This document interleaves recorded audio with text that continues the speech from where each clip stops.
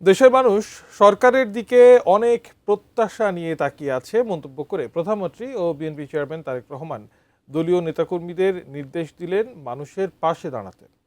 প্রধানমন্ত্রী হিসেবে দায়িত্ব গ্রহণের পর প্রথমবারের মতো রাজধানীর নয়াপল্টনে দলের কেন্দ্রীয় কার্যালয়ে গিয়ে এই নির্দেশ দেন তিনি।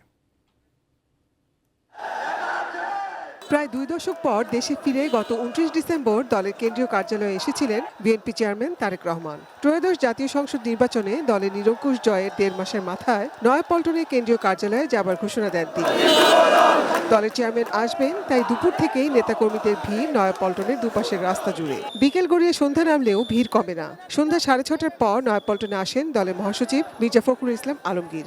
এরপর বাসে করে আসেন নবনির্বাচিত সংসদ সদস্যরাও। সন্ধ্যা 7:30টার আগেই নয়াপল্টন কেন্দ্রীয় কার্যালয়ে আসেন দলের চেয়ারম্যান। কার্যালয়ে ঢুকলে দলের স্থায়ী কমিটির সদস্য ও স্বরাষ্ট্রমন্ত্রী সালাউদ্দিন আহমদ তাকে স্বাগত জানান। কার্যালয়ের বাইরে তখন হাজার হাজার নেতাকর্মী করতালি ও স্লোগানের মাধ্যমে স্বাগত জানান।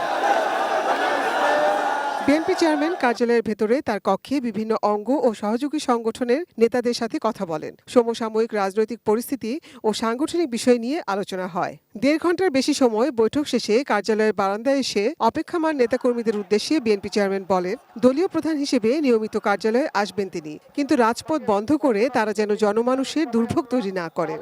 রাস্তার পরিবেশ স্বাভাবিক রাখতে হবে, রাস্তা এরকম বন্ধ করা যাবে না, মানুষের চলাচলে বাধা বিঘ্ন দেওয়া যাবে না। বোঝা গেছে? তাহলে এখন দয়া করে আগামী আধা ঘন্টার মধ্যে রাস্তাটা ক্লিয়ার করেন, সবাই রাস্তাটা ক্লিয়ার করেন। আজকে আমি কাজ শেষ করে চলে যাব, আবার আসবো, এবং স্বাভাবিকভাবে সবকিছু যাতে হয় সেই কাজটা করতে হবে আমাদেরকে। বিএনপি প্রধানের বার্তা, জনমানুষের প্রত্যাশা অনুযায়ী কাজ করতে হবে, সবাইকে ধৈর্য ধারণ করারও পরামর্শ দেন প্রধানমন্ত্রী তারেক রহমান। মানুষ অনেক প্রত্যাশা নিয়ে দলের দিকে তাকিয়ে আছে, কাজে এখানে যে সকল নেতাকর্মী আছে, সারা দেশে আমাদের যে সকল নেতাকর্মী আছে, আমাদেরকে ধৈর্য ধরতে হবে, আমাদেরকে আইন শৃঙ্খলার ভিতরে থাকতে হবে। Nazia Afrin, ATN news, Dhaka.